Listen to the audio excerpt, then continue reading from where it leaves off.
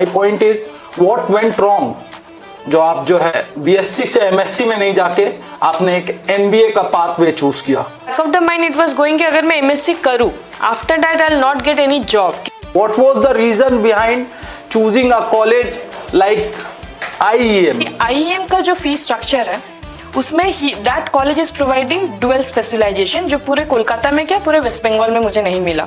वहाँ 9 बजे से 4 बजे तक का क्लास करना पड़ेगा। तो आईईएम आपको बस पढ़ाने के लिए नहीं पढ़ाता है। ऐसे दैट कि हम लोग जो पढ़ाई कर रहे हैं मींस उसका कोई काम ही नहीं आता है।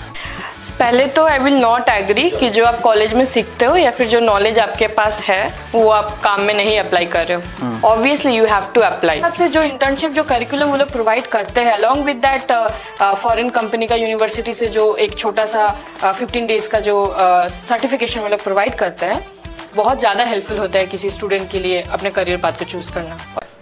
Hello everyone and welcome to Gyan Marg. जैसा कि हमने अपने आखिरी वीडियो में आपको प्रॉमिस किया था कि एक एमबीए ग्रेजुएट जो आईएम से पास आउट है और जिनका नाम मिसेस प्राप्ति चैटर्जी है आज अपना एक्सपीरियंस और अपना जर्नी शेयर करेगी हमारे साथ। Hello Mrs Prapti. Hi, first of all thank you मुझे इनवाइट करने के लिए ताकि मैं अपना journey from graduation to the company I work वो मैं आपको पास शेयर कर सकूं। So you have completed your BSc from one of the colleges of Kolkata. Yes. तो my point is what went wrong जिसके लिए आपको मास्टर्स जो है वो MBA के लाइन में जाना पड़ा क्योंकि आप पहले तो मैं बीएससी माइक्रोबायोलॉजी ऑनर्स में कर रही थी जो कि कोलकाता का ही गवर्नमेंट कॉलेज में था। तो जब I was pursuing it then I understood कि इसके बाद लाइन वही क्लियर है कि मुझे एमएससी करना पड़ेगा। लेकिन in the back of the mind it was going कि अगर मैं एमएससी करूँ after that I will not get any job क्योंकि उसके लिए मुझे और कुछ कोर्स करना पड़ेगा या फिर अगर मैं सब्जेक्ट में डीप डाउन करूँ तो शायद मुझे पीएचडी करना पड़ेगा।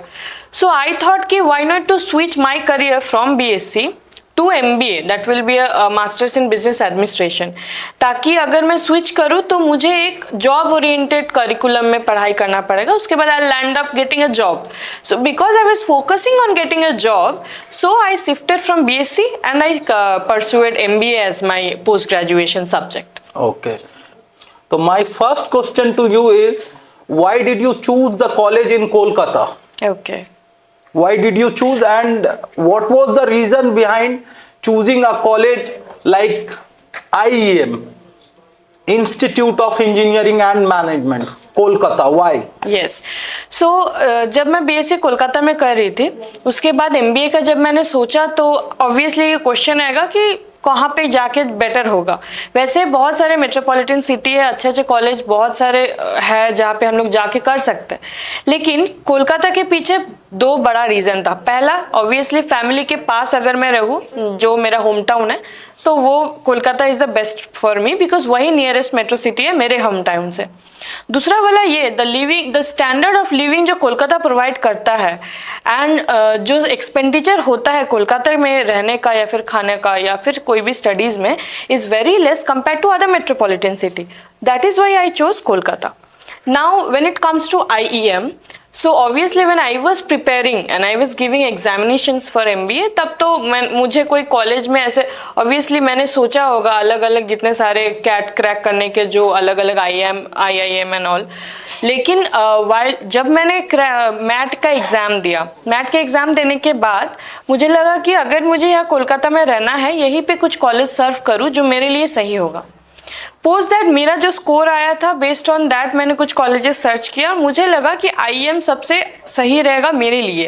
पहला पॉइंट ये कि IEM का जो फी स्ट्रक्चर है उसमें ही that college is providing dual specialisation जो पूरे कोलकाता में क्या पूरे वेस्ट बंगाल में मुझे नहीं मिला।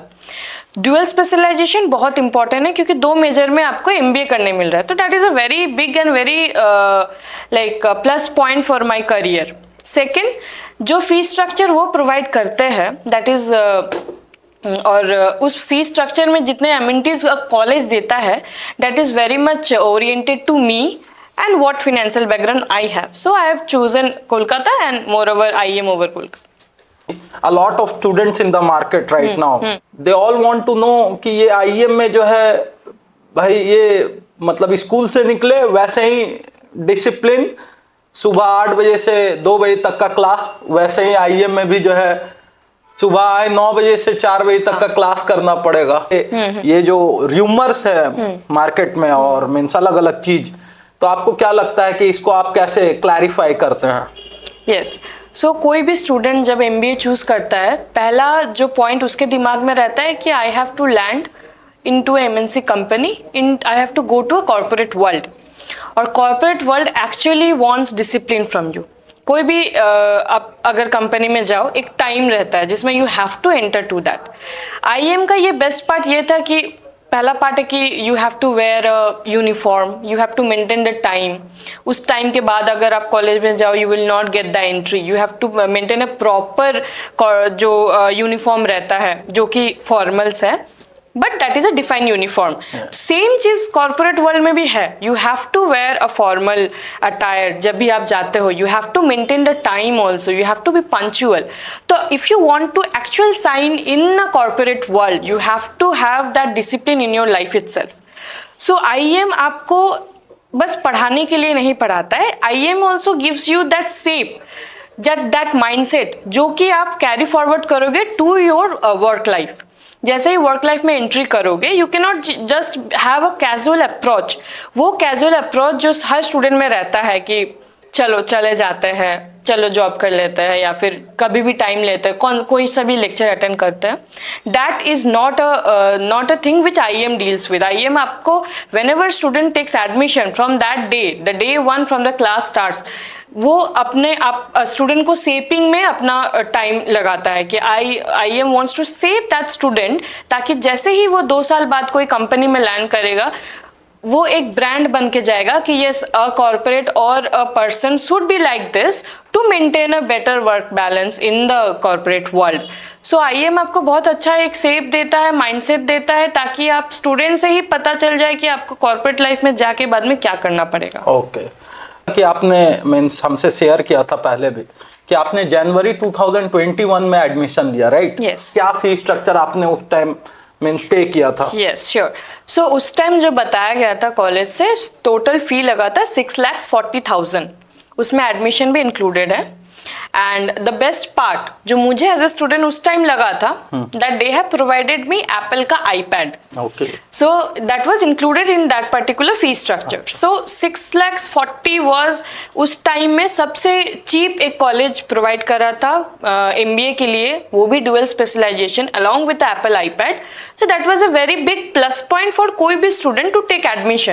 अ lot of people means they say that कि हम लोग जो पढ़ाई कर रहे हैं मीन्स उसका कोई काम ही नहीं आता है, मीन्स आपका वर्क प्लेस में मीन्स एज एन HR जो आप काम कर रहे हैं, आपने जो सीखा है कॉलेज में उसका कोई काम ही नहीं आता है HR के काम में। मीन्स ये जो स्टेटमेंट है जो सब जगह सर्कुलेट हो रहा है, आप कैसे इसको डिफेंड करते हैं?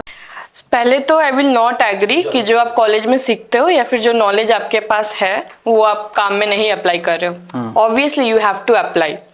IEM कैसे मुझे हेल्प किया ये मैं बोलूँगी कि जैसे ही मुझे पता चला कि डुअल स्पेशलाइजेशन है, उसमें से marketing is the compulsory one. So I chose HR because what I thought कि जो personality I am having, I will be a good HR। So मेरे माइंडसेट में था कि yes, I will go for human resources. So जितने सारे मैंने पढ़ाई किया, क्योंकि ड्यूअल स्पेशलाइजेशन है तो पहला जो साल होता है MBA का out of 2 years, first year में सारे सब्जेक्ट्स में they will be asking you to learn and to go through, चाहे वो HR हो या फिर फिनेंस हो या फिर बाकी कोई भी सब्जेक्ट हो। सो मैंने भी वैसे स्टडी किया, स्टडी करके भी मुझे लगा कि जैसे मैंने सोचा कि आई will go with HR, I went with it because जो करिकुलम में हमें पढ़ाया, जैसे ऑर्गेनाइजेशनल बिहेवियर हो या फिर HR एनालिटिक्स हो या फिर जितने जितने HR के अलग अलग विंग्स या फिर ब्रांचेस जो है, जो इंट्रोड्यूस किया कॉलेज ने थ्रू देयर नोट्स और देयर स्टडी मटेरियल, वो मुझे और ज़्यादा एनफोर्स किया to take HR as a career. Marketing भी था, so I was interested in both. दोनों ही इंटरेस्टिंग सब्जेक्ट है क्योंकि द वे कॉलेज पढ़ाता है या फिर कन्वे करता है, उसमें से बच्चे को या फिर जो भी स्टूडेंट है they will get that space to build interest on the particular subject where to go. तो आज भी when I am working as an HR in TCS, बहुत सारे ऐसे पॉइंट्स हैं, बहुत सारे ऐसे रूल्स है जो अभी भी हम लोग बातों बातों में यूज करते हैं और हमें पता है कि वो हमें MBA में ही सीखने को मिला है। So whatever study materials we got, उसमें जितने सारे लॉज हमें पढ़े हैं, HR are using it and they will continue using it. क्योंकि TCS में भी कुछ कुछ अगर हमें वर्कशॉप्स एंड ऑल में कुछ कुछ ऐसे टैलेंट डेवलप करने के लिए बहुत सारे कोर्सेज पढ़ाए जाते हैं, उसमें वही सेम मटेरियल्स हमें दिखते हैं जो ऑलरेडी हम लोगों ने MBA करिकुलम में किया है। सो मैं तो I will not agree that जो आपने नॉलेज गेन किया है in college is not usable out in the company where you are working. It's very important to acquire all the knowledge whatever you are getting from your college, from your study materials, from your faculties to better to have a good performance in the company you are working। Faculty के बारे में अगर मैं बोलूँ तो they are also very much helping ताकि आप corporate में जाके अच्छा परफॉर्म कर पाओ। तो we will be sharing a very interesting story जो हम चाहते हैं कि सब कोई इसके बारे में जाने।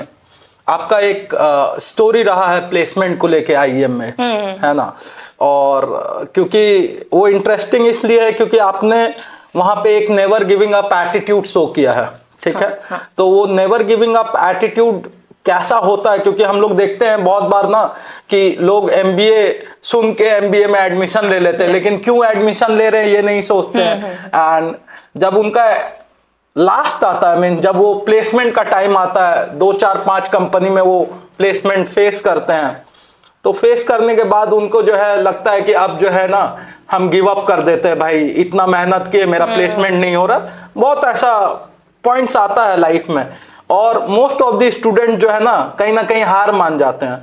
तो we would like to listen your story, a true story जो IIM में आपके साथ हुआ प्लेसमेंट के टाइम और आपने कैसे बैक किया कंपनी को। तो प्लीज आप अपना ये स्टोरी जो है जरूर बताएं। हाँ, सो अगर मैं प्लेसमेंट का स्टोरी बोलूँ तो actually it has 3 parts on it. उस साल उन्होंने एक ही को चूज करना था from the same HR calling that no, we are actually dropping your candidature, we are selecting someone else from your college। everything got devastated because एक एक बच्चे को प्लेस करवाना is their responsibility और ये IIM बहुत अच्छे से करता है।